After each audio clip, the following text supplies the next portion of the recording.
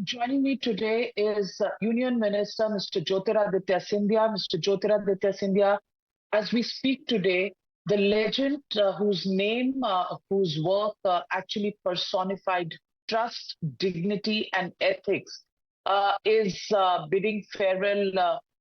How do you remember Mr. Ratan Tata, a man who was a living legend? Navika ji, Ratan Tata ji was a colossus. He was a titan. And I mean that in every sense.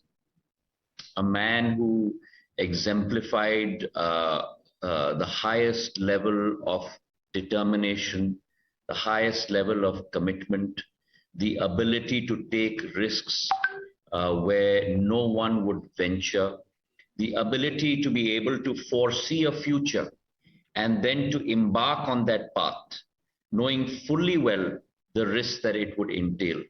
Those were the qualities of Mr. Ratan Tata. And in his lifetime, he stood steadfast to those values and those ideals.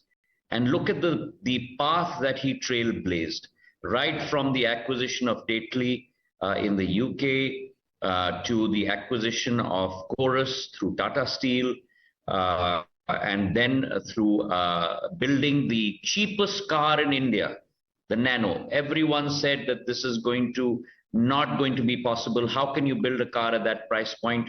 And he said, I will show you. And he showed us all. The acquisition of JLR, Jaguar Land Rover, and the creation of TCS, Tata Consultancy Services.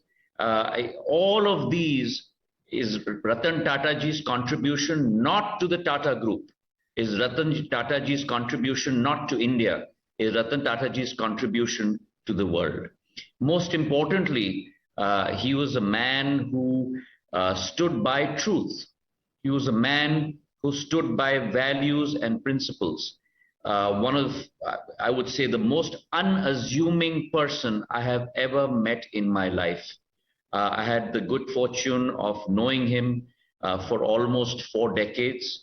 The Tata family and my family share a very, very long old history. Sir Jamshedji Tata, when he was looking for funding for Tata Steel, couldn't obtain it from the US and in Europe. My great-grandfather, Madhav Maharaj I, funded the full operation of Tata Steel because he knew that India needed infrastructure at that point of time. His son, JRD Tata, when he, prior to independence in 1942, when he built Air India from scratch, my grandfather, Jivajirao Scindia, and he brought Air India to Gwalior in 1942. My father and Ratan Tata ji were 8 years apart. I remember meeting him in my Bombay house when I was 10 years old, shared a long 43-year-old relationship with him. When I graduated from Harvard and came back as a banker with Morgan Stanley, went to him many times for advice and mentorship. The last few occasions, we invited him in 2016 as a chief guest for the Scindia School Founders Day. And the way, Navika ji, he engaged with every single child, went from one desk in the exhibition to the other, inquisitive, wanting to know the story.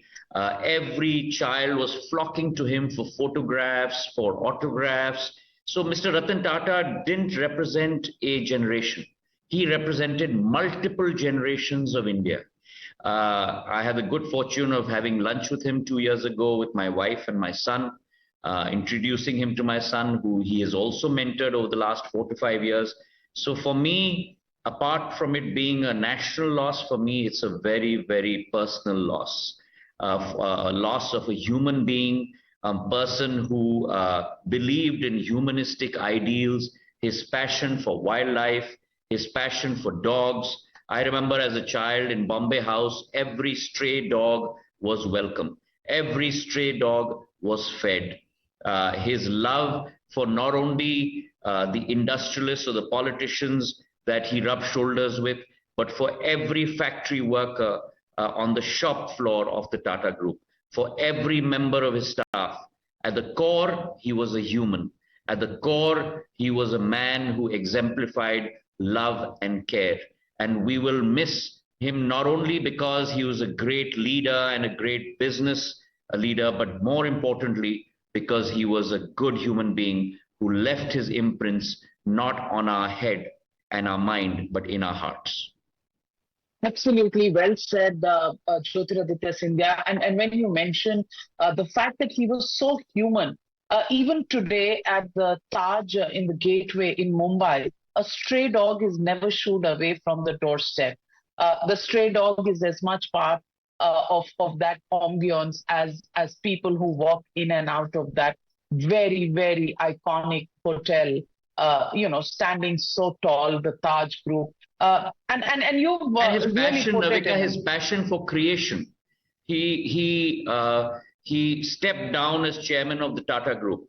But what did he do? He immediately started a venture fund where he would engage with the next generation. What are the new ideas? He had a deck of 14 slides that he would put together. And what is the value that you want to create? How do you want to serve people? So even at the ripe age old of 86, he was still connecting with the 14-year-old, with the 15-year-old, with the 16-year-old. How many people in the world, forget about in India, have that ability? That for us is Ratan Tata, a Ratna of India, a titan. And that's what we will miss most importantly. Jyotiraditya Scindia, any personal anecdote that you shared with him in your long association, which you carry personally till this day, as if it's fresh, as if it just happened yesterday? Anything you can share with our viewers tonight? Many anecdotes. I remember when I came back from Harvard University and I had joined Morgan Stanley and I had gone to meet him as a banker and I talked to him about my aspirations and what I wanted to do. And he sat me down and he said, I hear you, I understand where you want to go, but also don't forget that your family has always served people. So in whatever you do in life, always keep people first. Maintain a relationship always in your life with people across the board. And that should be the hallmark. Not that he was advising me to go one way or the other, but he said relationships are much, if you want me to sum it up, he said relationships are much more important than transactions. Very important point. I also remember meeting him at the time when his a very passionate project of making the cheapest car, the people's car, Nano, was concerned, and unfortunate circumstances that made him move out of West Bengal, and finally he scouted around and landed in Gujarat. And on the day of the MOU signing, I interviewed him, ending a long standoff between the Times Group and the Tatas. But that day he had a little bit of what can I say, moist eyes. That sometimes political crossfire cost immensely as far as building a nation is concerned. Do you really think that still happens, and can we avoid as a country that from happening as a tribute to Ratan Tata? I think that happens, but not, fortunately, not that often in India. Having said that, the reason why, and I'm going to pick on the word that you used, you said moist eyes. Only someone who is passionate about what he is creating, only someone who is giving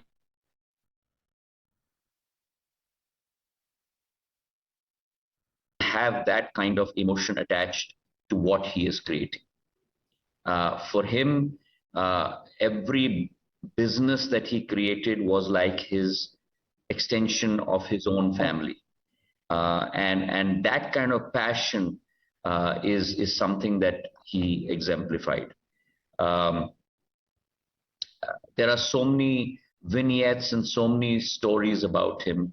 But most importantly, Navika, India has lost a great son, and India has lost a good human being. He was very, very unassuming, and even look at this age, at 82, 84, 85, thinking about where India needs to go.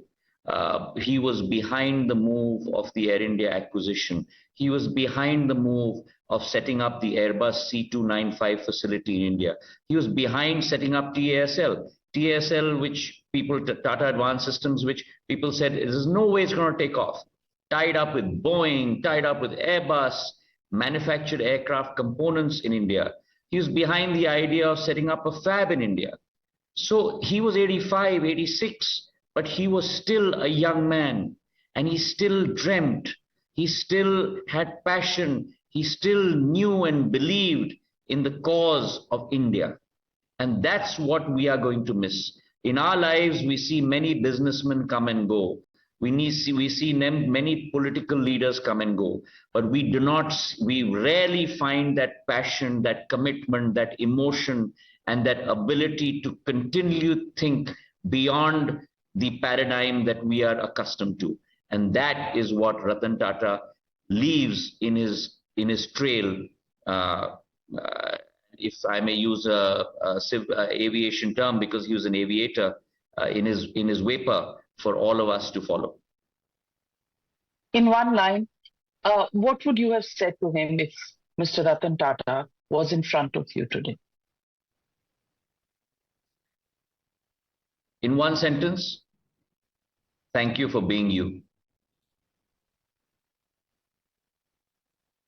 Beautifully said, beautifully summed up, because that's what Ratan Tata was. Everything that a human being should be, should have been, and God possibly perceived a human being would be this. That's what Ratan Tata personified. Thank you very much, Jyotiraditya Scindia, for speaking from the heart and speaking from your experiences with him, giving us a glimpse into the life and times and the philosophy of Ratan Tata. Thank you.